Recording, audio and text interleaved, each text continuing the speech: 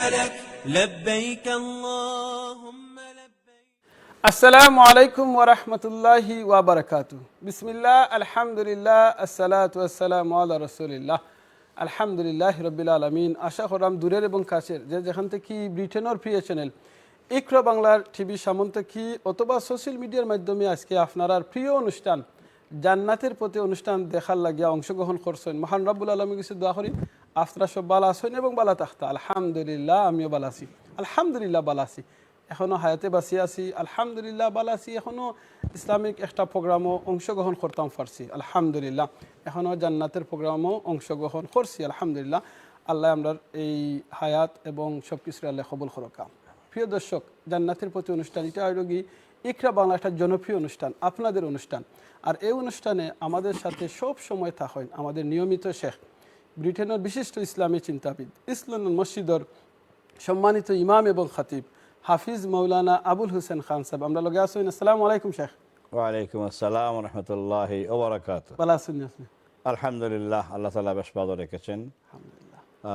আলহামদুলিল্লাহ আমরা তো ভালো, কিন্তু অনেক পরিবার ভালো না, যাদের আত্মীয় স্বজন ইন্তেকাল করেছেন। আজকেও জানাজা পড়লাম আমরা তিনজনের। তো এবং আমাদের একজন ভাই স্টাফ নাজমুল হক ভাই, ওনার আম্মা ইন্তেকাল করেছেন। আমাদের মসজিদের একজন ভলান্টিয়ার ভাই ফয়সল ইন্তেকাল করেছেন, তার জানাজা এখনো হয় নাই। একটু ওনারই টেস্টমেস করতে হবে, নিয়ম শৃঙ্খলা যেটা। এইভাবে করে লোকেরা ইন্তেকাল হচ্ছে, আমরা জানাজাও পড়তেছি, কিন্তু দুঃখ লাগে যে পরিবারগুলো বেশি আহত হয়, বেশি শক্ট হয়ে যায়। তাদেরকে সান্ত্বনা দেওয়া বড় কঠিন কাজ, কিন্তু ধীরে ধীরে তারাও বুঝেন, সময় লাগে একটু। বিশেষ করে মা ইন্তেকাল হয়ে গেলে মেয়েদের কষ্টটা বেশি হয়। মেয়েদের সাথে মাই বেশি ক্লোজ থাকেন। তো দোয়া করি এদেরকে, তো আমাদের পক্ষ থেকে আর কিছু দেওয়ার নাই, সান্ত্বনা দেওয়া ছাড়া। দোয়া করছি তাদের জন্য, আপনাদেরকে সবাইকে নিয়ে, যে সবাই দোয়া করবেন আল্লাহ রাব্বুল আলামিন যারই যে ইন্তেকাল করে যেন তাদেরকে আল্লাহ সবরের তৌফিক দেন। আমিন। আল্লাহ জাযাকুমুল্লাহ। জাযাকাল্লাহ খাইরান। শেখ ফয়সল ভাইয়ের কথা কইছেন, আসলে ফয়সল ভাইয়ের লগে দীর্ঘদিন ধরে এই ইসলামের মসজিদে আমি নিজে ভলান্টিয়ারিং করলাম। সুবহানাল্লাহ। অন্তত একজন নিরলস ভাই ভলান্টিয়ারিং করিয়া গেছেন আমরা এই ব্রিটেনের ইউনিক মসজিদ রে। খেদমত করছেন, অনেক মানুষের তাই সহযোগিতা করছেন, সাপোর্ট করছেন, মানুষের দিক নির্দেশনা দিচ্ছেন, মানুষের সময় মসজিদে ঢুকছেন। সুবহানাল্লাহ। দেখো ভাই বইন সবসময় কই আপনার কাছে যে সময় সুযোগ থাকে বালা খাম করার, আপনার লাভবাই খইল কা আপনি এই বালা খামে অংশগ্রহণ করিল কা আগামী শুক্রবার কিংবা আগামী খালকে আগামী রমজান আইয়া আল্লে আমি বালা খাম করমু, এটা লাগে অপেক্ষা করবা না। খার মত কোন সময় কীভাবে আমরা কেউ জানি না, হঠাৎ এনি টাইম মত যেতে পারে। সুবহানাল্লাহ। দোয়া করি আমরা ফয়সল ভাই আল্লাহ তানে খেদমতটারে কবুল করুকা, তার ফ্যামিলির এবং আরও যারা মারা গেছেন আল্লাহ প্রত্যেকরে মাফ করি দিয়া তারা ফ্যামিলির আল্লাহ ধৈর্য এবং সবুর দরার তৌফিক দান করুকা। আর এই মৃত্যু থেকে আল্লাহ আমরারে লান করার তৌফিক দুকা। প্রত্যেকটা মৃত্যু থেকে আমরা নিজের শিক্ষা নেওয়ার দরকার, যে এই মৃত্যু আজকে আমরা আরও জনের জানাজা পড়লাম, একদিন আমার জানাজা কিন্তু এই ইসলামের মসজিদ কিংবা যে কোনো এক জায়গাত মসজিদে অথবা মাঠে হইব। তখন কিন্তু আমি আফসোস করলে আর খামাইতো না, বলে আল্লাহ আমার আরবার দুনিয়াত ফাটাউকা, আমি আর একটু বালা খাম করিয়াই। তখন কিন্তু আর সুযোগ নাই। ভাই বোনে নকল এখন সুযোগ আছে, আউকা আমরা যেরও এখনও যদি আমরা আল্লাহর ফতে থাকি না, আমরা ফিরিয়ত আই আল্লাহর। আমরা যদি কোনো বেফতি থাকি, বে দলের মধ্যে থাকি, বে নামাজির লগে থাকি, বে ইসলামিক মানুষের লগে থাকি, আউকা আমরা ইসলামিক মানুষের ফলো করি, আমরা বালা মানুষের ফলো করি এবং কোরআন এবং হাদিস অনুযায়ী আমরা জীবনটা গড়ার আমরা এখন থেকে চেষ্টা করি। আল্লাহ আপনারে আমারে সবরে তৌফিক দান করুক। আমিন। জাযাকাল্লাহ খাইরান। ভাই বোনেন হল জান্নাতের প্রতি অনুষ্ঠানে আমরা বিভিন্ন টপিক নিয়ে আমরা লগে শেখ আলোচনা করেন। গত কয়েক সপ্তাহ ধরে আমরা মৃত্যু নিয়ে আলোচনা করলাম। আলহামদুলিল্লাহ ধারাবাহিকভাবে আলোচনা করিয়া আমরা আজকে এখানে ফুসি। আলহামদুলিল্লাহ আজকে শাহর কাছে আমি অনুরোধ করমু, আজকে যে বিষয়টা নিয়ে আমরা কমিউনিটিতে আলোচনা করার লাগি, একজন ব্যক্তি মারা যাবার বাদে তার লাগি আমাদের যারা জীবিত আছে আমাদের করণীয় কে কি? জি, আসসালামু আলাইকুম ওয়া রাহমাতুল্লাহি ওয়া বারাকাতুহু। বিসমিল্লাহ, আলহামদুলিল্লাহ, আসসালাতু ওয়াসসালামু আলা রাসূলিল্লাহ সাল্লাল্লাহু আলাইহি ওয়া আলা আলিহি ওয়া আসহাবিহি আজমাইন।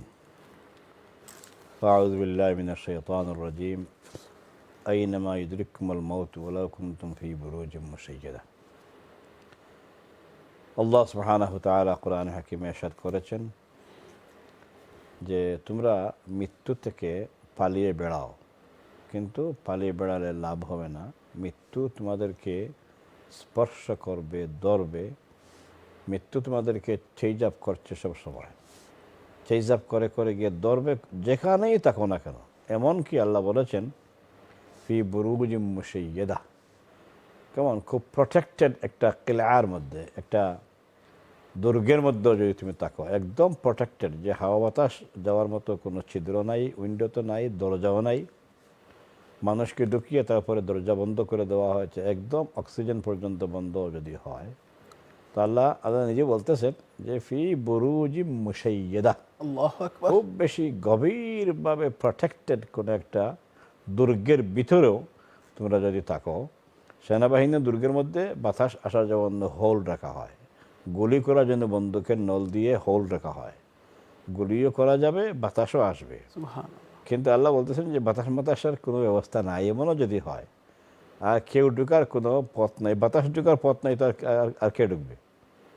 এই অবস্থায় কোনো দুর্গেও যদি কেউ আত্মগোপন করো, তবুও ইউদরিকুমুল মাউত, মালিকুল মাউত তোমাদেরকে গিয়ে ধরতে পারবে। আল্লাহু আকবার। আল্লাহর জন্য কোনো প্রোটেকশন, কোনো বাধা না। তো এই আয়াত কি মেসেজ দেয় আমাদেরকে? যে আরেকটা আয়াত আমরা প্রায় সময় এটা পড়ে থাকি, সূরা জুমার আয়াত, যে তোমরা মৌত থেকে পালিয়ে বেড়াও, কেমন, কিন্তু মৌত তোমাদেরকে ধরবে, পালিয়ে বেড়ালে কোনো লাভ হবে না। কুল ইন কুনতুম তামান্নাউনাল মাউতা, কেমন, তোমরা যদি মৌতের আশাও করো, মৌত গিয়ে ধরবে, আর মৌতের আশা না করে মৌত থেকে পালিয়ে বেড়াও, তবুও কিন্তু মৌত তোমাদেরকে গিয়ে পেয়ে যাবে। আর এই আয়াতে সূরা আন-নিসার এই আয়াতে আরো শক্ত করে আল্লাহ বললেন যে আত্মগোপন করার জায়গা নিজে হয়তো ফিল করতে পারো যে একটা আছে, নিজে বানাই ফেলবো একটা, এটা সম্ভব না। আল্লাহ সুবহানাহু ওয়া তাআলা আমাদের মত যখনই যার যেটা লেখা আছে এক্সপায়ারি ডেট অনুযায়ী, টাইম অনুযায়ী তাকে চলে যেতে হবে। তাহলে কোরআন হাকিমের এইসব আয়াতকে একত্রিত করলে যেটা পাওয়া যায় সেটা হচ্ছে যে কুল্লু নাফসিন যায়িকাতুল মাউত, প্রত্যেকটি প্রাণী মৃত্যুর স্বাদ গ্রহণ করতে হবে, তাই তো মৌত হবেই। এখন আসেন যে মৌত হয়ে গেল, মৌত হওয়ার সময়ের কিছু কাজ আমরা অতীতে উল্লেখ করেছি, কোনো একটা এপিসোডে আমরা উল্লেখ করেছি যে মৃত্যু হওয়ার আগে কলিমার তালকিন দিতে হবে, কলিমা পড়ো বলতে হবে না। এগুলো আমরা শেষ করে ফেলেছি, মৌত পর্যন্ত আসছি। আজকের কথা হচ্ছে মৌতের পরবর্তী সময় ইমিডিয়েটলি কিছু কাজ। তার মধ্যে আমরা জানি সংক্ষিপ্ত কাজ হচ্ছে যে মৃত্যুর সাথে সাথে মাইয়িতের চোখকে একটু ক্লোজ করে দিতে হবে। অনেকের চোখ খোলা থাকে, তো এই চোখটাকে একটু টিপ দিয়ে ধরলে পরে কিছুক্ষণ, কয়েক সেকেন্ড, তোমার এটা ক্লোজ হয়ে যাবে। আবার কারো আ করা থাকে, এই আটাকে একটু কেমন জোর করে ধরে কিছুক্ষণ রাখলে এটাও বন্ধ হয়ে যাবে। 3 নম্বর হচ্ছে নাক দিয়ে বা হা দিয়ে যদি কোনো ব্লাড আসে, তাইলে তুলা দিয়ে এই ব্লাডটাকে ক্লোজ করে রাখতে হবে, যেন ব্লাড আর যেন ব্লিডিং না হইতে পারে। 4 নম্বর হচ্ছে যে অনেকের হাত পা বাঁকা থাকে, এইভাবে করে থাকে, আগে ছিল এইভাবে মৌতের সময়, পরে এটা আর সোজা হয় না। তো এই জন্য মানে খুব সাথে সাথে করতে হবে। হাত যদি বাঁকা থাকে একদম সোজা করে দিতে হবে, এরপরে পা যদি বাঁকা থাকে এটাকে সোজা করে দিতে হবে।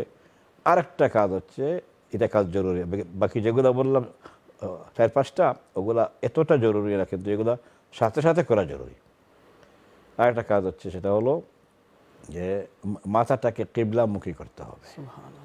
কিবলামুখী করে যদি আপনি কাত করে রেখে দেন, বালিশ থাকলে সরাই ফেলবেন, সরাইয়া একদম মাটির সাথে বা বেডের সাথে মিশিয়ে দিবেন, আর এই মাথাটা যেন কিবলামুখী এইভাবে হয়, ডান দিকে যদি হয়ে যায় তাহলে আর কোনো সমস্যা নাই। এরপরের কাজ হচ্ছে আপনি গোসল দিবেন, কেমন, গোসল দেওয়ার ব্যবস্থা। তখন আপনি গোসলের সময় দেখবেন যে সারা শরীর ঠিকমতো সেট করা আছে, কোনো অসুবিধা নেই। এবার আসেন যে একটা প্রশ্ন আসে যে কে দেখবে না, এটি নিয়ে খুব ফিতনা হয়, আলেমদেরকে জিজ্ঞেস করা হয়। ইনশাল্লাহ আমরা আসতেছি, কিছুক্ষণ পরে ইনশাআল্লাহ। জাযাকাল্লাহ খাইরান শেখ, অত্যন্ত সুন্দর করে আমরা সিস্টেম বাই ওয়ান কইরা আল্লাহ জাযাদুকা বাই বোনের হল আমরা একটা ছোট্ট বেরিক যারাম বেরিকুর বাদে আবার শেখ আমরা আলোচনা করবা, ততক্ষণ আমরা লগে থাকবা, বেরিক বাদে দেখব ইনশাআল্লাহ। আসসালামু আলাইকুম ওয়া রাহমাতুল্লাহি ওয়া বারাকাতুহু। لبيك اللهم لبيك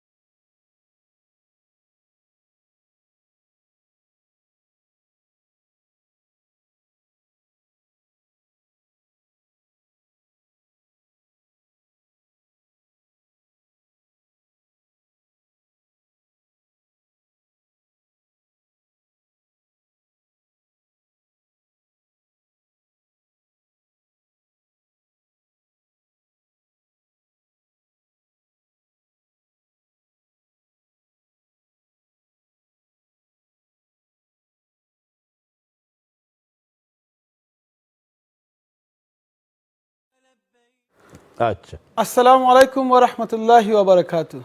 বিসমিল্লাহ, আলহামদুলিল্লাহ, আসসালাতু ওয়াসসালামু আলা রাসূলিল্লাহ। আলহামদুলিল্লাহ, বেরিকুর বাদে আবার আপনারা সামনে হাজির।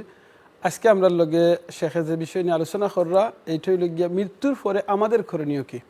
শেখ আলোচনা করছে আলহামদুলিল্লাহ। আমি এখন শেখের কাছে জানতাম চাইমু, শেখ, আমরা একজন মানুষ মারা যাওয়ার বাদে এই ব্যক্তি পুরুষ হইতে পারেন কিংবা মহিলা হইতে পারেন, ঠান্ডে কোনো দেখা নিয়া কোনো শরীয় কোনো বিধিবিধান আসেনি, তাহলে একটু যদি আপনি আমার লগে শেয়ার করেন প্লিজ। জি। আসসালামু আলাইকুম রহমতুল্লাহি বারাকাতুহু। দূর অথবা কাছের থেকে যারা আমাদের সাথে যোগাযোগ করেছেন এবং এখন ইকরা টিভির পর্দায় আছেন, সবাইকে ওয়েলকাম করে শুরু করছি। ব্রেকের আগে আমরা যে বিষয়টা শুরু করেছিলাম সেই বিষয়টা এখন আমরা একটু আপনাদের সামনে ব্যাখ্যা সহকারে আলোচনা করতে যাব। এখানে বেশ কিছু পয়েন্ট, ভাই যদিও একটা প্রশ্ন করেছেন, এখানে বেশ কিছু জিনিস আছে। নাম্বার 1, দেশে লাশ পাঠানোর একটা কুপ্রথা আছে, এখনও এটা কিছু কিছু আছে, বাট আলহামদুলিল্লাহ বেস্ট মেজরিটি আগে যেভাবে করে পাঠাইতো এগুলো বন্ধ হয়েছে। দেশে লাশ পাঠানোর কোনো প্রয়োজন নেই। কোরআন হাদিসে কোনো জায়গায় দেশে লাশকে স্থানান্তর করে পাঠানো এটা কোনো দলিল নেই। যেখানে যার মৌত হয় তার দাফন কাফন সেখানে হবে, তবে এটা পাঠানো হারাম না, নিষেধ না। কেমন? কিন্তু নবী সাল্লাল্লাহু আলাইহি ওয়াসাল্লাম উৎসাহিত করেছেন যে লাশ এই ইন্তেকালের সাথে সাথে তোমরা তাকে দাফন কাফনের ব্যবস্থা করো তাড়াতাড়ি করে। তিনি বলেছেন তাড়াতাড়ি দাফন কাফন করো। আর যদি দেশে পাঠানোর আমরা ব্যবস্থা করি তাহলে নবী সাল্লাল্লাহু আলাইহি ওয়াসাল্লামের কথার খিলাফ হয়, বেয়াদবি হয়, নবীর সুন্নতের খিলাফ হয়ে যায়। এই জন্য আমরা নবী করিম সাল্লাল্লাহু আলাইহি ওয়াসাল্লামের কথাটাকে যেন গুরুত্ব দেই, তার কথা থেকে যদি আমরা প্রত্যাখ্যান করি না, রিজেক্ট করি না, যে নবী যা বলছেন আমাদের পাঠাইতে হবে, এই কাজটা যেন আমরা করি না প্লিজ। আলহামদুলিল্লাহ, আমরা আমাদের কমিউনিটির শুকরিয়া আদায় করতেছি গ্রেটলি, যে আজকালকে মানে খুব কম পাঠান, আর না হয় মোটামুটি পাঠানো হয় না, সবাই এখানে মোটামুটি দাফন কাফন হয়ে যায়। তবুও আমার অনুরোধ থাকবে যে এই কাজটা যদি কেউ করতে চান করবেন না। নবী করিম সাল্লাল্লাহু আলাইহি ওয়াসাল্লামের সুন্নতের খিলাফ এবং তার কথার সাথে বেয়াদবি হয়ে যায়। এই জন্য নবী যদি আজকে সামনে থাকতেন সাল্লাল্লাহু আলাইহি ওয়াসাল্লাম, তাহলে কেউই সেই বেয়াদবি করার দুঃসাহস করতো না। কিন্তু তিনি তো বলে গেছেন, উম্মতকে সতর্ক করে গেছেন যেন আমরা এই কাজ না করি, বরং তাড়াতাড়ি করে যেন আমরা দাফন কাফনের ব্যবস্থা করি। 2 নম্বর কথা হচ্ছে এই বিষয়ে, যদি লাশ পাঠানোর মধ্যে কোনো সোয়াব থাকতো, যিনি পাঠাইবেন তিনি সোয়াব পাইবেন, অথবা যিনি ওখানে লাশ দেওয়ার পর যারা সাক্ষাৎ করবেন, দেখা সাক্ষাৎ করবেন, এক নজর দেখবেন চোখ দিয়ে, ওনার আমলনামায় একটা সোয়াব যুগ হবে, অথবা যে ব্যক্তি মারা গেছে তার আমলনামায় সোয়াব যুক্ত হবে। কিচ্ছু নাই, লাশ দেখার মধ্যে আলাদা কোনো সোয়াব নাই। কেমন? এই জন্য এরপরে লাশ দেখা দেখির মধ্যে দেশে যাওয়ার পর কী হয় জানেন তো? সবারই আশা করি এক্সপিরিয়েন্স আছে, সবাই দলবদ্ধ হয়ে কান্নাকাটি করে লাশকে রিসিভ করে এবং হাউমাউ করে কান্দে। কেমন? বেহুশ হয়ে যায়, আপনজন অনেকে বেহুশ হয়ে যায়। এই যে হাউমাউ করে কান্নাকাটির রোল পড়ে, এইটাও কিন্তু নবী করিম সাল্লাল্লাহু আলাইহি ওয়াসাল্লামের সুন্নতের সম্পূর্ণ খিলাফ। কেমন? দেশের লাশ পাঠানোর উদ্দেশ্যই হচ্ছে যে আত্মীয় স্বজন সবাই দেখবে, তাকে নিয়ে কিছু রোনাজারি করবে, কান্নাকাটির অনুষ্ঠান করবে, এই জাতীয় কারবার কিন্তু হয়। কেমন? আর কিছু লোক বলে যে না, ওনার আশা ছিল মায়ের খাসায়, মায়ের পাশে তার কবর হবে, ওনার একটা ওসিয়ত ছিল বাবার পাশে তাকে দিতে হবে। এই কি? বাবার পাশে দিলে আযাব হবে না? মায়ের পাশে কবর দিতে পারলে তার কিন্তু শান্তি হবে এক্সট্রা? এগুলো কিচ্ছু নাই, এগুলো একদম বাজে কারবার। শরীয়তে যেটা নাই, আমাদের মানুষ এগুলা করার জন্য পেরেশান হয়ে যায়। শরীয়তের খিলাফ কাজ করার জন্য, নবী করিম সাল্লাল্লাহু আলাইহি ওয়াসাল্লামের খিলাফ কাজ করার জন্য, নবী করিম সাল্লাল্লাহু আলাইহি ওয়াসাল্লামের সুন্নতের উল্টা কাজ করার জন্য আমাদের সমাজের মধ্যে কিছু লোক আছে, শুধু এই বিষয়ে না, অনেক বিষয়ে পেরেশান হয়ে উঠে। হ্যাঁ, কি বলেন? আগে সারা জিন্দগি পাঠাইলাম লাশ, কোনো সমস্যা হইল না, কোনো আলেম বলে নাই, আপনারা এখন শুরু করছেন? না, আমরা এখনও শুরু করি নাই। আমরা আগে থেকেও বলতেছি, আলহামদুলিল্লাহ, আমি শুকরিয়া আদায় করেছি যে এখন বন্ধ হয়েছে, কিন্তু কেউ চেষ্টা করেন এখন এটা আর করবেন না, বরং যেখানে যার মৌত হয় সেখানে যারা তাকে দাফন কাফন করা হয়ে যায়। এখন যদি শেখ মা বাবার যদি একমাত্র সন্তানটা হয়, যেমন ধরুন আমি এখন আমার মা বাপ জীবিত আছে, তখন তার ইচ্ছা তো ছেলেরে শেষ আমারে দেখতা কিংবা শুনেন, খবর দিতা, এই মারা যাওয়ার পর এই লাশের উপর কারো কোনো হুকুম চলে না, এটা আল্লাহর মাল। যেমন এই যে বডি আমাদের, আমরা যেটা নিয়ে চলি, এটার ভিতরে যে যান নিয়ে গেলেন, এখন এই বডির মালিক আল্লাহ। আল্লাহ আপনাকে খাওয়াই দেওয়া যে এত বড় বডি বানাইছেন, এটা আল্লাহ করেছেন। সুতরাং এই বডির উপর কারো হক চলে না, ইন্তেকালের সাথে সাথে এই আস্তা বডির মালিক আল্লাহ। এই জন্য ওলামায়ে কেরাম ওই যে আসে না, যে অঙ্গ প্রত্যঙ্গ দান করা একটা বিষয় আসে না, অর্গান ডোনেশন, এটা কিছু কিছু আলেম জায়েজ বলে ফতোয়া দিয়েছেন, যেহেতু গ্রেটার বেনিফিট হবে অঙ্গ একটা এখান থেকে রাখলে, আর না তো পৌঁছে যাবে তো সব। এই জন্য ওলামায়ে কেরাম গ্রেটার বেনিফিটের জন্য এটাকে জায়েজ করেছেন। একটা অঙ্গ, একটা কিডনি, একটা চোখ যদি রাখা যায়, ভালো মানুষ ছিল, চোখে কোনো রোগ ছিল না, কিডনিও ভালো, তখন কিছু ফতোয়া দিয়েছেন গ্রেটার বেনিফিটের উদ্দেশ্যে। কিন্তু কোনো একটা অঙ্গ কেটে কেটে রাখা অথবা আস্তা অঙ্গ রেখে দেওয়া, এগুলো জায়েজ নাই, এগুলো কেউ করবেন না। তো আশা করি ক্লিয়ার ইনশাল্লাহ। এবার আমরা আসি নেক্সট পয়েন্ট, যে দেখার জন্য অনেকে এখানে যদি ইন্তেকাল হয়, ওইখানে আপনার মাটি দেন, তবুও তাকে লাশ দেখার জন্য একটা জোরতুর শুরু হয়, কে কে দেখতে পারবে, কে কে দেখতে পারবে না। এটা সম্পূর্ণ ভুল মাসআলা। এই মাসআলা হচ্ছে দুনিয়ায় থাকতে কে যে যাকে দেখতে পারে তাকে মারা যাওয়ার পরও দেখতে পারে, এটা হচ্ছে রাইট মাসলা। দুনিয়ায় থাকতে যে মহিলাকে যে পুরুষরা দেখতে পারে তাকে ইন্তেকালের পরও দেখতে পারবে। দুনিয়ায় থাকতে শরীয়ত মানেন নাই। কেমন কি বলে, ভাবি দেবর একদম মানে ফ্রি ছিলেন, কোনো বেশকম ছিল না। শাশি, এরপরে কি বলে বাতিজি স্বামীর যেগুলা, সবটা আপনার জন্য হালাল ছিল। মামি, আপনার বাগনি স্বামীর জন্য যেগুলো, আপনার জন্য এগুলো হালাল ছিল, এবং একেবারে বাই রয়েছেন। কেমন, এরপরে কাজিন ভাই, কাজিন বোন আছে না, এই সবার জন্য সবাই হালাল ছিল দুনিয়া থাকতে না। শরীয়ত মানেন নাই, আল্লাহকে মানেন নাই, নবী মানেন নাই। এখন মারা গেছে, এখন ইয়া আল্লাহ অমুকের বাড়ি হুত্তা, এটাকে দেখা যাই যাচ্ছে, ব্যবসা অমুকের দেবরকে দেখা যাই যাচ্ছে, এই আরম্ভ হয়েছে এবার ফতোয়াটা আগে জিজ্ঞেস করলেন না। উনি সারা ফতোয়া না মেনে বিরুদ্ধাচরণ করেছেন, শরীয়তের বিরুদ্ধাচরণ করে এখন ইন্তেকাল করছেন। এখন শরীয়ত আসছে না, এগুলা ভুল কারবার, এগুলা ভুল প্র্যাকটিস আমাদের সমাজে, এগুলা করবেন না। যদি চাচি হয়, মামি হয়, তাকে তাকে বাসা অবস্থায় দেখা হারাম ছিল। বাবি হইলে তো আরো বড় হারাম, কথা বুঝছেন, অথবা শালি হইলে আরো বড় হারাম। কিন্তু সেই হারামটা দুনিয়া থাকতে মানেন নাই আপনারা। বাবির সাথে ফিল্ডিং মারছেন, এরপরে শালির সাথে ইয়ারকি মারছেন। কেমন, একটা উপযুক্ত শালি, তার বিয়ার বয়স হয়েছে, কিন্তু দুলাভাইরা ওদের সাথে ইয়ারকি মারে, এইভাবে করে বাবির সাথে আড্ডা মারে, হারাম হালাল সকল কথাবার্তা, অফ্রেন্ডলি কথাবার্তা বলে। এগুলা শরীয়তের সম্পূর্ণ ভায়োলেশন, শরীয়তের বিরুদ্ধাচরণ। এগুলো আপনি করলেন এখন দুনিয়া থাকতে, আর ইন্তিকাল হয়ে গেছে, এখন ইমাম সাহেবের কাছে আসছেন যে এটি অমুককে দেখতে পারবে। সারা জিন্দগি যদি দেখতে পারছে, এখন দেখো, তাদের শখ। আর না হয় কেন দেখবে, আল্লাহকে ভয় করবেন, মানে বাঁচা অবস্থায় খেয়াল রাখবেন। 3 নম্বর কথা হচ্ছে যে ইন্তেকালের পরে লাশকে আপনজন দেখবে, কিন্তু এখন খুঁজাখুঁজি করে, তালাশ করে, অমুকের করে থমক আসছেন, সে কি দেখতে পারবে, এটা কোনো প্রয়োজন নাই। কেমন, আপনারা ওপেন রাখবেন যে ছেলে মেয়ে, এরপরে কি বলে এই আপন যারা আছেন, স্বামী, ভাই, বাইগরের বাতিজি, এই নাতিপুতি, আপন যেগুলো আছে, এগুলো সব দেখতে পারবে। কেমন, এটা নিয়ে যেন কেউ আপসেট হয় না, এবং খুব বেশি তাড়াহুড়ো যেন না করে। গেল 3 নম্বর বিষয়। 4 নম্বর বিষয় হচ্ছে যে এবার ইন্তেকাল করার পরে আপনারা এগুলো ঠিকঠাক করলেন, এবং জানাজা পড়ার বিষয় একটা মাসআলা। জানাজা পড়ার জন্যে এখন কে পড়াবে জানাজা? কেমন, যদি নিজের সন্তান থাকে তাহলে তার হক, স্ত্রী মারা গেছেন তাইলে স্বামীর হক। যদি স্বামী উপযুক্ত না হয়, সূরা কিরাত না জানে, দুয়া টুয়া না জানে, তাইলে তাদের স্বামী না হয়ে কেমন ভাই, অথবা ভাই না, আপন ছেলে পড়াইতে পারবে মায়ের জানাজা। যদি সে উপযুক্ত না হয়, তাহলে স্থানীয় ইমাম, মহল্লার ইমামের হক সবচেয়ে বেশি। কেমন, আপনজনের হক হলো নাম্বার 1, আর নাম্বার 2 হচ্ছে মহল্লার ইমামের হক।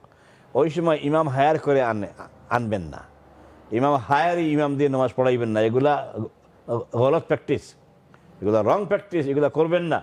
নিজের মহল্লার ইমাম যেই হোক না কেন তার হক হয়ে যায়। যদি আপনারা ছেলে পড়াইতে পারে না বাপকে, বাপের জানাজা, অথবা বাপ পড়াইতে পারে না ছেলের জানাজা যদি উপযুক্ত না হয়, স্বামী যদি না পড়াইতে পারে ওয়াইফের জানাজা, বাস এই 3 জায়গা, এই 3 জনকে শরীয়ত এলাও করে নাম্বার 1।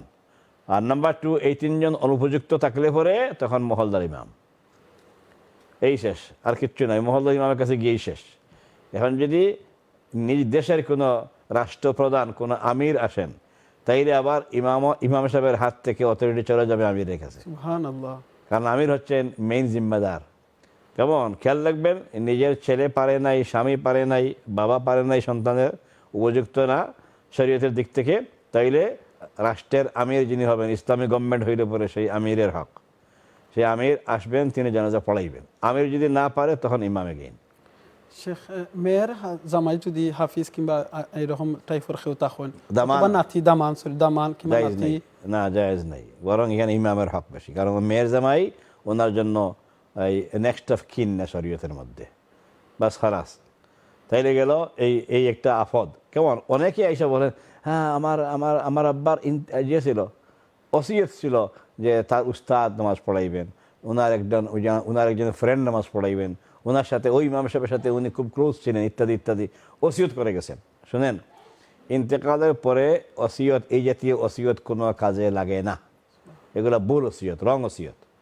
কেউ যদি ওসিয়ত করে যে আমার মৃত্যুর পরে আমার সব মাল দিয়ে দিও আল্লাহ রাস্তায়, অমুক মসজিদ মাদ্রাসা দিয়ে দিয়ে, তুমি হয় দিয়ে দিও, না, এগুলো চলবে না। ইন্তেকালের সাথে সাথে, শ্বাস বন্ধ হওয়ার সাথে সাথে শরীয়ত মালিক, সেট, কারো কোনো ওসিয়ত চলবে না। মালের ক্ষেত্রে একটা ওসিয়ত চলে, যদি উনি ওসিয়ত করে যান যে আমার অমুক কানে দিও এত পাউন্ড, অমুক কানে 100 পাউন্ড, অমুক কানে 1000, এভাবে যদি উনি করে যায় কিছু ওসিয়ত, তাহলে সেই ওসিয়তগুলো ম্যাক্সিমাম 1/3 সম্পদ দিয়ে ফিল আপ করা যাবে, আর বাকি 2/3 হাত দিতে পারবেন না। বাকি 2/3 সম্পদ হচ্ছে আওলাদদের, কেমন ওয়ারিসিনদের সম্পদ। আর যদি কোনো ওসিয়ত থাকে না, তাইলে আরেকটা বিষয় হচ্ছে ঋণ আছে কিনা। যদি ঋণ থাকেও না, তাহলে ঋণ পরিশোধ করো যা লাগে, ঋণ পরিশোধ করতে যা লাগবে সম্পদ সবটা দিতে হবে। আর ওসিয়ত থাকলে 1/3 দিয়ে আদায় করতে হবে, এর থেকে বেশি দেওয়া যাবে না। সারা সম্পত্তি যদি উনি ওকফ করে যায়, কোনো লাভ হবে না। ইন্তেকাল হয়ে গেছে, এখন এনার যা সম্পদ আছে এটার সম্পত্তির মালিক হচ্ছে এখন আওলাদরা। আর খেয়াল রাখবেন, ওসিয়ত থাকলে 1/3 দিয়ে ওসিয়ত দেওয়া আদায় করা যায় ম্যাক্সিমাম, আর বাকি 2/3 সেক্ষেত্রে ওয়ারিসিনরা পাবেন। এইটা নিয়ে অনেকে কিন্তু গণ্ডগোল করেন। এছাড়া অনেকে দেনা পাওনার ব্যাপারে ক্লিয়ার করে যান না, হঠাৎ করে মৌত হয়ে গেছে, অথবা মানে গাফিল ছিল উনি, গাফিল থাকার কারণে এখন এসে হকদাররা খাড়া হয়েছে। হকদাররা তো আছেই, এছাড়া ওই যে ঋণ টিন আছে না, আমরা আমাদের মসজিদে যখন হয় জানাজা, এগুলা অনেকে কিন্তু ঋণের দাবি নিয়ে আসে, ওনার কাছে আমি পাই এত, উনি কিন্তু এটা আদায় করে নাই, এবং আওলাদদেরকে আমি এটা বলছিলাম, ওরা এটা শুনে না, ইত্যাদি ইত্যাদি, বহু কেস এইভাবে করে আসে। তখন আমরা ওই পরিবারের হাওয়ালা করে দিই যে আপনারা ওদের কাছ থেকে গিয়ে আদায় করেন। একবার তো এক লাশকে আটকাই ফেলছিল, আটকাই বলতে আমার পয়সা দেন, আর না লাশ দিব না। চিন্তা করে দেখেন, সে লাশের গাড়ির মধ্যে মানে টাইট করে ধরছে, বলে গাড়ি স্টার্টতে পারবেন না, আমার পয়সা আগে দেন।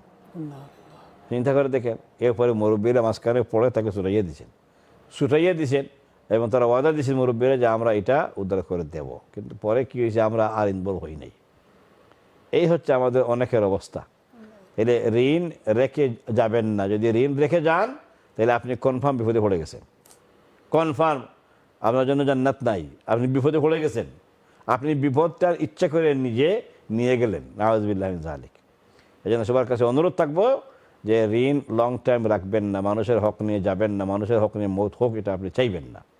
এই জন্য যার যত ঋণ টিন আছে, হয় নিজে আদায় করে যাবেন, আন্নার সম্পত্তি আপনি রেখে যাবেন, বউকে লিখে যাবেন, ছেলেকে লিখে যাবেন, আমার সম্পদ থেকে তোমরা এই ঋণ আদায় করবা, ওসিয়ত করে যাবেন। ওসিয়ত যদি করে যান আর আওলাদরা আদায় করে, তাইলে আপনি বাঁচছেন। আর যদি ওসিয়ত করে না যান, আওলাদেরকে কাছে লিস্টও আপনি দেন নাই কে কে পাবে, তাইলে আপনি নির্ঘাত, আপনি মানে জাহান্নামের উপযুক্ত হয়ে গেছেন, নাউযুবিল্লাহ। আল্লাহ আমাদের সবাইকে হেফাজত করুন। এটা খুব বেশি ইম্পর্টেন্ট একটা কথা, এই জন্য আমি অনেক জোর দিয়ে বললাম ঋণ নিয়ে যাবেন না। ঋণওয়ালা কেন যাবেন না, ভালো করে শুনেন। রাসূল সাল্লাল্লাহু আলাইহি সাল্লামের সাহাবী ঋণ নিয়ে চলে গেছেন, কেমন? রাসূলুল্লাহ সাল্লাল্লাহু আলাইহি ওয়াসাল্লাম তাদের জানাজা পড়ান নাই। আল্লাহ, ইয়া আল্লাহ, আল্লাহ। কথা বলছেন, ঋণ নিয়ে চলে গেছেন, রাসূল সাল্লাল্লাহু আলাইহি ওয়াসাল্লাম নিজে জানাজা পড়ান নাই। তিনি বলছেন তোমরা গিয়ে পড়ে আসো, আমি যাব না। নাম্বার 1। নাম্বার 2, একটা জানাজা তিনি চলে গেছিলেন ভুলে, গিয়ে জিজ্ঞেস করছেন ওনার কোনো ঋণ টিন আসেনি। তো লোকেরা বলছে হ্যাঁ ঋণ আছে। ঋণদা বলছে আমি পাই, যেমনি আওয়াজ দিয়েছে রাসূল সাল্লাল্লাহু আলাইহি ওয়াসাল্লাম বলছেন আমি এই জানাজা পড়াবো না যদি তোমরা আত্মীয় স্বজনরা দায়িত্ব নেও আর আদায় করো। কে আছো তার ঋণ আদায় করার মতো? কেউ হাত উঠে না। এক সাহাবী অনেক পরে 2-3 বার জিজ্ঞেস করার পর একজন বলছেন আচ্ছা ইয়া রাসূলুল্লাহ আমি পে করবো। সুবহানাল্লাহ। তখনও ছাড়েন নাই, বলছেন তুমি কনফার্ম তো? 3 বার জিজ্ঞেস করেন তুমি কনফার্ম তো তুমি আদায় করবা, তুমি শিওর তো? কনফার্ম, আমাকে তুমি ইনশিওর করো। তারপরে ওই সাহাবী 2-3 বারের পর তিনি শক্ত করে বলছেন ইনশাআল্লাহ আমি পে করবো। তাইলে এবার শর্ত আরেকটা, সেটা হচ্ছে তুমি পে করে আমাকে জানাইবা তো, একদিন সময় দিলাম তোমাকে। এই কন্ডিশন দিয়ে পরে রাসূল সাল্লাল্লাহু আলাইহি ওয়াসাল্লাম তারা জানাজা পড়াইছেন। এখন চিন্তা করে দেখেন, একটা লোক তবু বাইর হয়েছিল, এই জন্য ওয়াদা হয়েছে। শেষ না ঘটনা, পরের দিন রাসূল সাল্লাল্লাহু আলাইহি ওয়াসাল্লাম তাকে আবার জিজ্ঞেস করছেন নিজে থেকে সুবহানাল্লাহ। যে কি মিয়া তুমি বলছিলা আদায় করবো, করছো নি এটা? তখন সে বলে ইয়া রাসূলুল্লাহ সাল্লাল্লাহু আলাইহি ওয়াসাল্লাম আমি এটা বলে গেছি, আমি আপনি যত গুরুত্ব দিয়েছিলেন আমি বোধহয় কম গুরুত্ব দিয়েছি, মাফ করেন, আমাকে আরও একটা দিন সময় দেন, 1 দিন বা 2 দিন সময় দেন। এরপরে তাকে আবার সময় দিয়েছেন। আবার এই সময় শেষ হওয়ার পর রাসূল সাল্লাল্লাহু আলাইহি ওয়াসাল্লাম মানে কে বলে অর্ডার দিয়ে আনাইছেন। আল্লাহ, আনাইয়া তাকে জিজ্ঞেস করছেন ইয়া রাব, তুমি কি পে করছো এটা? তখন সে রাসূল সাল্লাল্লাহু আলাইহি ওয়াসাল্লামকে বলেছে জি আমি পে করছি। চিন্তা করে দেখেন, 2-3 বার তাকে ধরলেন, এরপরে পে করার কনফার্মেশনের পরে তিনি শান্তি হয়েছেন। সুবহানাল্লাহ। রাসূলুল্লাহ সাল্লাল্লাহু আলাইহি ওয়াসাল্লাম জানাজা পড়ান নাই, ঋণ নিয়ে যাবেন না, ঋণ আর আদায় তিনি করুন। ছিলেন একজন সাহাবী। আর উনি তো সাহাবী ছিল, সুবহানাল্লাহ। কেমন? উনি তো আপনার আমার মতো অর্ডিনারি মুসলমান না, উনি সাহাবী ছিল। এই সাহাবের জানাজা পড়াইতে তিনি রাজি হন নাই, কন্ডিশনের পরে পড়াইছেন, এরপরে ওই বেটার ওয়াদা পুরা করাইয়া ছাড়ছেন। আর এমনিতেই তিনি খোঁজখবর নিতেন ঋণ আসেনি, যদি ঋণ থাকতো তিনি জানাজা দিতেন না, তিনি জানাজা পড়াইতেন না। এখন চিন্তা করে দেখেন, আপনি ঋণ নিয়ে যাবেন, যে অন্যের হক নিয়ে যাবেন, খুব সাবধান। আর একটা বিষয় তারপরে বলতে হচ্ছে যে হকদারদের হক মেরে আপনি এখান থেকে কলে কৌশলে বিভিন্ন হক তার খাওয়ার ব্যবস্থা করে দিয়ে গেছেন। নিজের আওলাদেরকে বাদ দিয়ে বা কম দিয়ে, নিজের বাতিজা একটা ছিল ওটাই দিয়ে দিয়েছেন, একটা জামাই ছিল ওটা দিয়ে দিয়েছেন, ইত্যাদি করছেন। এই যে আপনি ডংডাং করলেন, নিজের আওলাদদের হকটা আপনি মেরে দিলেন, আপনি অমুকে বেইনসাফি করলেন, এইগুলো একটা। এটার সাথে আরেকটা বেইনসাফি করেন যে আমার ওই ছোটো ছেলে তার কিচ্ছু নাই, ওরে আপনি দিয়ে দিয়েছেন, লেখাপড়া দিয়ে দিয়েছেন, ওয়াইফের হক, এটা মেয়ের অন্যায় হক। করেছেন। সবার হক আপনি একজনকে দিয়ে দিয়েছেন, বা তাকে একটা এক্সট্রা আপনি দিয়েছেন, একটু বেশি থেকে দিয়ে দিয়েছেন। অথবা মেয়ে একটা বিয়ে হয় নাই, আপনি ওর নামে দিয়ে দিয়েছেন। কেমন? এক ব্যক্তি রাসূলুল্লাহ সাল্লাল্লাহু আলাইহি ওয়াসাল্লামের কাছে কেস আসছে, এক ব্যক্তি তার ছোটো বাচ্চাকে দিয়ে দিছে। রাসূলুল্লাহ সাল্লাল্লাহু আলাইহি ওয়াসাল্লাম টাকা টাকাই আনছেন, আর এই বলছেন তুমি সমান নামে দিয়েছো, সমান করে? জি না ইয়া রাসূলুল্লাহ, আমার ওইটা কোনো উপায় নাই, ওদের সহায় সম্পদ আছে। তিনি বলছেন ওরা যদি দুনিয়া মালিকও হয়, বাচ্চা হয়, তবুও তুমি তার হক থেকে, তোমার মাল থেকে তার হক আদায় করে দিতে হবেই হবে। ইয়া রাব, আল্লাহু আকবার। সে তার ধনী হয়েছে হোক, কিন্তু তোমার সম্পত্তিতে সে হক পায় এবং সমান হক পায়, তুমি তার এই সমান হকটাকে তো বঞ্চিত করতে পারবে না। এই জন্য খেয়াল রাখতে হবে, সমান হক বলতে সকল ছেলের হক সমান, কেমন? আর মেয়েদের হক হচ্ছে 1 ছেলের অর্ধেক, এটাই হচ্ছে তার হক। এই হকটা তাদেরকে বুঝাই দিতে হবে, কাউকে 1 চামচ বেশি দেওয়া যাবে না। 1 বিঘা মেয়েকে বেশি, বিকজ মেয়েটা অসহায়, সে খুব গরিব ইত্যাদি হেন তেন অনেক কথাবার্তা আপনি বলবেন, অনেক যুক্তিও দিবেন, তাইলে আপনি জীবিত অবস্থায় ওই মেয়েকে 1 বিঘা দিয়ে দেন, কেমন? এবং এটা যদি দেন তাহলে আপনি বাকিদের সাথে পরামর্শ করে দিয়েন, কারণ এখানে হক তাদের আছে। একমত হয়ে গেলে আপনি দিলে আপনি মোটামুটি সেফ হয়ে গেছেন, বাঁচছেন।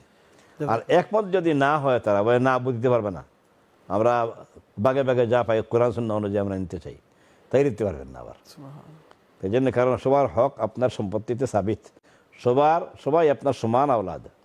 খেয়াল রাখবেন, ছেলে হোক মেয়ে হোক আপনার আওলাদ যদি হয় এবং তাদের মা আপনার বউ হয়, তাইলে বউর হক আপনার ইন্তেকালের পরে। এবং আপনি ওই যে 2 বিয়া করে কেউ 2 বিয়া 3 বিয়া তো করা যায়, কিন্তু আগের বউকে দেয় না, 1 নম্বর বউকে দেয় না, কয় তোমার আওলাদের লন্ডনে আছে, তার পয়সা পয়সা অভাব নাই, বাদ দেও তুমি এগুলা। আর সেকেন্ড বউকে দিয়ে দেয়, সেকেন্ড বউকে দিয়ে দেয় একটা বড় অ্যামাউন্ট। দেখেন ও বেটি বিয়ে করছে, আমারে মাল দাও। ও বেটি বিয়ে করছে, আপনার সাথে এগ্রিমেন্ট করছে, আপনি মাল দিয়ে দিয়েছেন 5 কিয়ার, সোনা 1 কেজি, পয়সা কত লাখ, বাংলাদেশে ব্যাংকে তার নামে ব্যাংকে করে পয়সা ঢুকেইছেন। এই যে কামগুলা করছেন, এগুলা সব আপনি অন্যায় করছেন, অন্যায় অন্যায় অন্যায়। আপনি বাঁচতে পারবেন না, আপনি জান্নাতে যেতে পারবেন না, আপনি আপনার জান্নাতের দুয়ার আপনি নিজে বন্ধ করছেন। নাউজুবিল্লাহ জালিক। আর বেইনসাফির কারণে আপনি খাড়া হবেন। আমার হিসাব মতে, আমি তো একজন ইমাম, কমিউনিটিতে থাকি এবং কমিউনিটি সবাই কিনে চলি। আমার হিসাব মতে ভালো ভালো নমাজি পরেজগার মানুষ, ভালো ভালো হজ করছে হাজি সাহেব, কেমন মসজিদ চালায়, দুনিয়া চালায়, কমিউনিটি চালায়, এই জাতীয় ভালো মানুষ নেককার আমি পাইছি, তাহাজ্জুদ গুজার। কিন্তু এইসব ক্ষেত্রে এসে তিনি টেকায় আছেন। 2 বিয়া করছেন, 3 বিয়া করছেন, না হয় 2 তরফা আওলাদের মধ্যে বেইনসাফি করেছেন, নিজের আওলাদের মধ্যে যেগুলো 1 বিয়ে হইল আওলাদের মধ্যে বেইনসাফি করেছেন, এই সম্পদ দিয়ে অথবা অন্য কিছু দিয়ে এটা ঠেকায় আছেন। কিয়ামতের দিন অসংখ্য অগণিত মানুষ, নমাজি ভালো ভালো মানুষ আটকা যাবে এইসব কেসে গিয়া। এবং এগুলার কেস দেওয়া লাগে না, আল্লাহ নিজে বাদী। আল্লাহ নিজে বাদী হয়ে এইসব কেস তিনি উত্থাপন করবেন। কারণ ওই যে হকদার হক পায় নাই, সে আল্লাহর কাছে কেস দিয়ে রাখছে যে আল্লাহ আমার আব্বা আমার হকটাকে ঠকাইছেন, আমার মা ঠকাইছেন, আমার আব্বা তার 2 নম্বর বউকে দিয়ে দিছেন, অমুক তার অমুক অমুক অমুক অমুক বাচ্চাটাকে দিয়ে দিছেন, আমাকে তিনি বঞ্চিত করছেন। এইগুলা কেস আল্লাহর কাছে আছে, আল্লাহ এগুলো উত্থাপন করবেন কিয়ামতের দিন। এই জন্য যত ভালো মানুষ হন, যত ভালো পরেজগার সাহেব হন, হাজি সাহেব হন, আপনাকে দুনিয়ায় আলিম সাহেব, মৌলানা সাহেব, মুফতি সাহেব কয়ে আপনাকে পাম্পিং করছে, ডাকছে, আর আপনি খুব আরাম পাইতেন এগুলো বললে। আর আপনি যে এত বড় আসামি আছেন আপনি জানতেন না। আমি জানাই দিলাম, আজকে আপনাদের ইমাম হিসেবে জানাই দিলাম। আল্লাহ পাক আমাদের সবাইকে হেফাজত করুন, এই যে আসামি হওয়া থেকে যেন আল্লাহ বাঁচান। এবার আপনাদেরকে আমারটা বলি। আলহামদুলিল্লাহ, আমি বাড়িতে গিয়ে কয়েক বছর আগে আমার ভাই বোন যা ছিল সবাইকে ডেকে ঢুকে আলহামদুলিল্লাহ বাবার সম্পদ এবং আমাদের সম্পদ যা ছিল ওগুলো বাগাবাগি একদম ক্লিয়ার করে তাদেরকে নিয়ে আমার থানায় নিয়ে রেজিস্ট্রি হয়েছে, নিয়ে তাদের নামে নামে নামে নামে দিয়ে এসছি।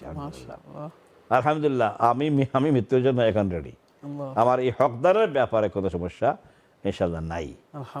কেমন আপনাদেরকে বলবো, ভাই আপনারা আমার ভাই, মাদেরকে বলবো আপনারা আমার বোন, প্লিজ মৌতের আগে সকল জঙ্গল সাফ করে যান, সকল জঙ্গল সাফ করে যান। এমনকি যদি কাউকে কোনো কথা একটা বলে থাকেন, ওরা সরি কইয়া যান, এখানে মাফ চান, হাত মেলাইয়া তাকে আপনি সরি বলেন, হাত ধরে সরি বলেন আমারে মাফ করে দাও। আর না তার কেসটা আল্লাহ উত্থাপন করবেন, আপনাকে আটকাই দিবেন। অথচ আপনি ভালো মানুষ, নমাজি মানুষ, নেককার মানুষ, নমাজ পড়তে পড়তে পড়তে তাহাজ্জুদের রাত আপনি মিস করেন না। কিন্তু ও ভাই, ও আমার সম্মানিত বোন, আপনারা আমার ভাই বোন, আমি কমিউনিটিকে ভালোবাসি, আর আপনারাও আমাকে আল্লাহ আসতে ভালোবাসেন। আমি এই কথাগুলো বলতেছি আমার ইমানের তাড়না থেকে বলতেছি, আপনাদেরকে জাহান্নাম থেকে বাঁচাইবার জন্য বলতেছি। আল্লাহ আমাদেরকে যেন আসামি বানাইয়া আমাদের দিন না উঠান। এই জন্য সবার কাছে অনুরোধ করছি, প্লিজ হক নিয়ে কেউ মরবেন না। আপনার লাশ আসুক, মসজিদে নামাজ পড়ে দেবো ইমাম সাহেব, আর হকদার ওখানে অপেক্ষা করতেছে আউটসাইড, এমন যেন না হয়। এমন মৌত থেকে সবাই আগে আগে সতর্ক হয়ে যান। যার যত হক আছে, কথাবার্তা কষ্ট দিচ্ছেন, হাত দিয়ে কষ্ট দিচ্ছেন, এমনকি নিজের আওলাদদেরকে যদি আপনি হাত দিয়ে পিটাইয়ে থাকেন, তাহলে তারা হয়তো আহত হয়ে বসে আছে, তার হয়তো ভিতরে একটা দুঃখ আছে। যেমন আম্মা আমাকে এত পিটাইছে একদিন, বাবা আমাকে এইভাবে করে পিটাইছে, এইভাবে যদি থাকে, ওদেরকে আপনি আদর করে চুমো দিয়ে বলেন যে বাবা তোমারে আমি একদিন অন্যায়ভাবে মারছি, এবারে মাফ করে দাও, মাইরে মাফ করে দাও, বাবারে মাফ করে দাও। এইভাবে মাফি টাফি চাইয়া যান, আর্থিকভাবে যত কিছু আছে সব ক্লিয়ার করে যান। আর না হয় ও ভাই, আমার সম্মানিত ভাই বোন, ওই সময় ইমাম সাহেবের কথা মনে পড়লেও লাভ হবে না, ওই সময় আটকা যাবে বহু পরেজগার মানুষ, বহু আলেম মানুষ, বহু হাফিজ আটকা যাবে। ইন্না লিল্লাহি ওয়া ইন্না ইলাইহি রাজিউন। তিনি অনেক আমল করেছেন, সবগুলো আমল একত্রিত করে হাবা মানসুরা হয়ে যাবে, হাবা মানসুরা হয়ে যাবে, কোনো আমল কাজে আসবে না যদি অন্যের কোনো হক নিয়ে আমরা যাই, যেটা আল্লাহ নিজে ডিল করেন না বলছেন। আল্লাহ মাফ করেন না, বরং আল্লাহ কেসগুলো খাড়া করবেন কিয়ামতের দিন। আল্লাহ আমাদেরকে মাফ করুন। আমিন আমিন। এরপরের বিষয়, জি আগে এরপরে বিষয়গুলো তো আমরা আলোচনা করে ফেলছি আগে, যে এই যে খতম পড়া, এরপরে খতম মানা, এরপরে হাফিজদেরকে হায়ার করা, কিছু মেসাবদেরকে ডেকে ডুকিয়ে এনে এগুলা করা, এই রুমের মধ্যে তিলাওয়াত করতে তিলাওয়াত করা, খবরে গিয়ে তিলাওয়াত করা। কিছু লোক এত বেখুব লোক এগুলা করে এবং রুজি করে, এগুলো হারাম রুজি, এগুলো রুজির কোনো রুজি হয় না, এগুলো হারাম। এগুলো যেন না করে, এগুলো আমরা বোধহয় আলোচনা করে ফেলছি, এই জন্য এইদিকে আর না যাই আমরা। আমি সেকেন্ড আরেকটা জিনিস জানতাম স্যার, আপনি বিকজ একটা হাদিস আনিলেছেন প্লাস হয়েছেন যে কোনো ঋণ থাকে, যদি ঋণটা দিয়া মারা যাইতে, এখন যদি কোনো বেনমাজি তখন শেখ জানা মতে এই মানুষটা কোনো নামাজি আসলে না, কিংবা নামাজ পড়ি না, আমরা ফ্যামিলির মাঝে অনেক আসেন এরকম, তখন তারার জানাজার ব্যাপারটা কিভাবে করতাম?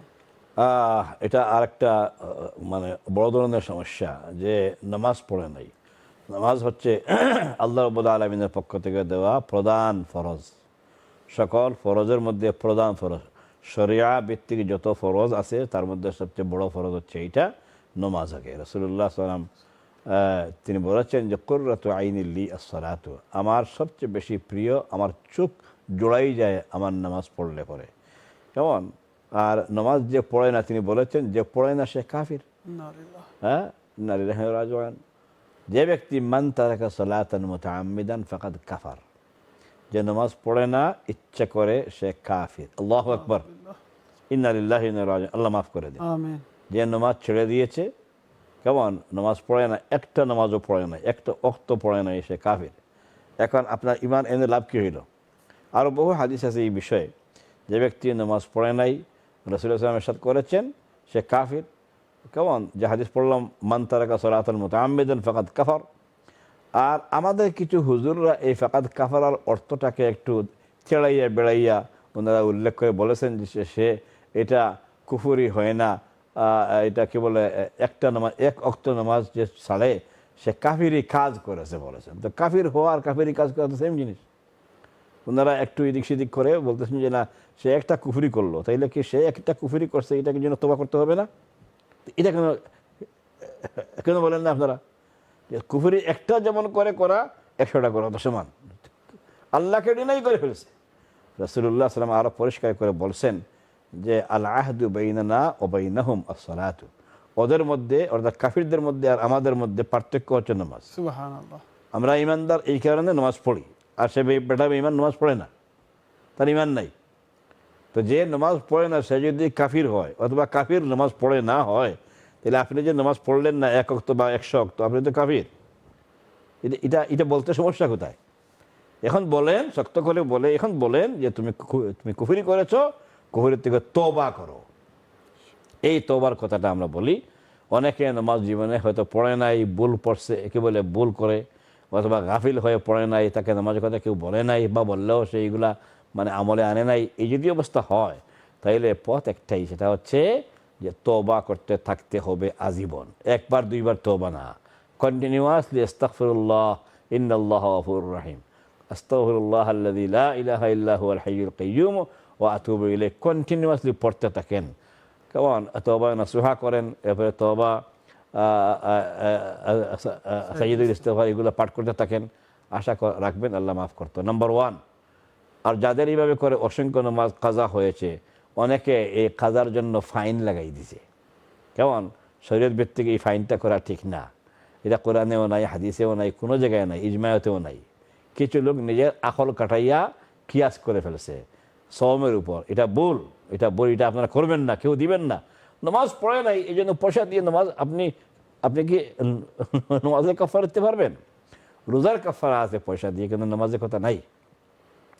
যদি পয়সা দিয়ে আদায় করা সম্ভব হতো, তাইলে যে আল্লাহ পাক রোজা না রাখলে পয়সা দিয়ে এটা কাফারা দিতে বলেছেন, তিনি নামাজের কাফারার কথা বলে গেছেন না?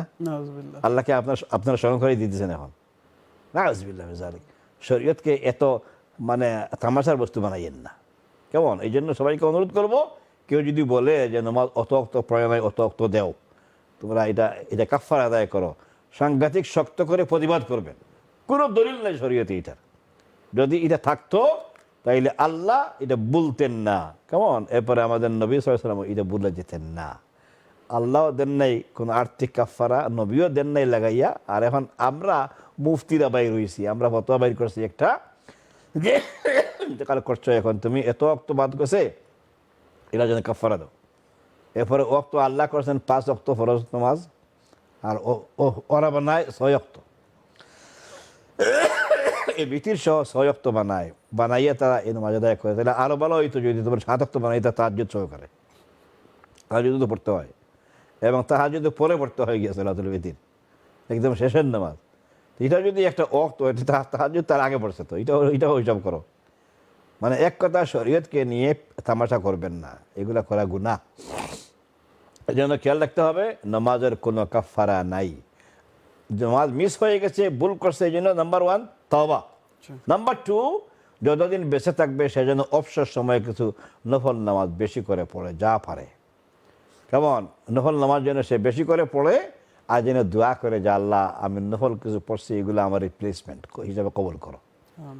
হাদিসে আসছে, রাসূলুল্লাহ ইরশাদ করেছেন যে কিয়ামতের দিন ফরজে যদি কোনো ঘাটতি থাকে, খেয়াল করেন, ফরজের মধ্যে ওজন করার সময় যদি ফরজে কোনো কমতি থাকে, কোনো ঘাটতি থাকে, যে আল্লাহ পাক ফেরেশতাকে জিজ্ঞেস করবেন, কাতিবিনদেরকে, যে ও ফেরেশতারা, আমার বান্দা যদি দেখো কোনো জায়গায় খুঁজে টুজে কোনো নফল আমল আছে, দেখছেন লাভ হবে এটা। তখন এই নফলটাকে এনে ফরজকে খাবার করার জন্য আল্লাহ পাল্লায় উঠাই দিবে। আল্লাহ আর পাল্লায় উঠেই দিলে আপনি 5 মার্ক পেয়ে যাবেন। এই জন্য আপনি নফল নামাজ পড়বেন। অনেকে অ্যাডভাইস করেন যে ফরজ নামাজের কাজা আদায় করতে হবে। হ্যাঁ, উমর কাজা নামও দিছে ওনারা, উমরি কাজা নামে শরীয়তে কোনো কিতাবে কোনো কথা নাই, এগুলো মানুষের বানানো, একদম ফালতু কথা। উমর কাজা নামে কোনো কাজা নাই। হ্যাঁ, কাজা আছে, এটাকে বলে কাদাউল ফাওয়াইদ, অর্থাৎ ডেইলি যদি কোনো নামাজ কাজা হয়ে যায়, 5 ওয়াক্ত পর্যন্ত একটা লোক একদিন নামাজ যদি তার জমা হয়ে যায়, তাহলে সেইগুলা বাই অর্ডার পড়বে, আগে ফজর, এরপরে জোহর, এরপরে আসর, এইভাবে করে। কেমন? এইটা হচ্ছে একদিনের মধ্যে কাজা হয়ে গেছে, তার যে কোনো সমস্যায় হয়তো ছিল, পড়তে পারে না, তাহলে অর্ডারে এইগুলা আদায় করতে হবে, এবং 2-3 দিনের ভিতরে হইলেও যেন এটা তার মিসিং হয়ে গেছে, এটা যেন সে আদায় করে ফেলে, তাড়াতাড়ি আদায় করে ফেলে। এইটার নাম হচ্ছে কাদাউল ফাওয়াইদ, ফৌত নামাজ গুলাকে কাজা করার নিয়ম। কিন্তু উমর কাজা নামে কোনো শরীয়তে কোনো কিতাবে, ছোটো কিতাব বড় কিতাব নেন, কিনে আপনার চেক করেন, আলিমদেরকে জিজ্ঞেস করবেন, বড় বড় আলিমদেরকে জিজ্ঞেস করবেন, এগুলোর জন্য কোনো সিস্টেম নাই। শুধুমাত্র বলছিলাম তওবা এবং হামেশা নফল নামাজ পড়তে থাকা, আর আল্লাহর কাছে কান্নাকাটি করা। আল্লাহ সুবহানাহু ওয়া তাআলা ইন্তেকালের উপরে আমাদের সবাইকে যেন সোজা সাফটা ইন্তেকালে যাওয়ার তৌফিক দিন, এবং সবাইকে আল্লাহ এইসব আপদ থেকে বিপদ থেকে যেন আমাদেরকে বাঁচাইয়া আল্লাহ যেন আমাদেরকে জান্নাতুল ফেরদাউসের উপযোগী করে এখান থেকে বিদায় নেওয়ার তৌফিক দেন। ওয়া আখিরু দাওয়ানা আলহামদুলিল্লাহি রাব্বিল আলামিন। আমিন। জাযাকাল্লাহু খাইরান শেখ, অত্যন্ত সুন্দর করে আলোচনা করছেন। আসলে এটা একটা বিশাল সাগর, এই টপিকটা। আমরা আজকে দেখা বোঝা গেছিল অনেক জিনিস আগ্রহীতাম পারবো, কিন্তু মাত্র 2-1টা কোয়েশনেই আমরা টাইম শেষ হয়ে গেছে। শেখ ইনশাআল্লাহ আল্লাহ তৌফিক দিন, আগামী সপ্তাহে আমরা কন্টিনিউ করবো ইনশাআল্লাহ। জাযাকাল্লাহু খাইরান। আল্লাহ আপনার এই কথাগুলারে প্রথমে আমার নিজেরে আমল করার, এবং যারা শুনছেন আমরা প্রত্যেক দর্শক হল আল্লাহ আমল করার তৌফিক দান করুকা। আর আপনারা যারা শুনছেন, এখন আপনার দায়িত্ব হইল আপনি নিজে আমল করতা, এবং যারা শুনছেন না তারা গেছে এই মেসেজটা পৌঁছে দিতে হইল আপনার আমার ইমানি দায়িত্ব। ভাই বোনেরা হল আগামী সপ্তাহ জান্নাতের প্রতি অনুষ্ঠান দেখার আহ্বান জানিয়া আজকে এখানে বিদায় নিয়ে গিয়ে জাযাকাল্লাহু খাইরান। সুবহানাকাল্লাহুম্মা ওয়া বিহামদিকা আশহাদু আল্লা ইলাহা ইল্লা আনতা আস্তাগফিরুকা ওয়া আতুবু ইলাইক। আসসালামু আলাইকুম ওয়া রাহমাতুল্লাহি ওয়া বারাকাতুহু। ওয়া আলাইকুম আসসালাম।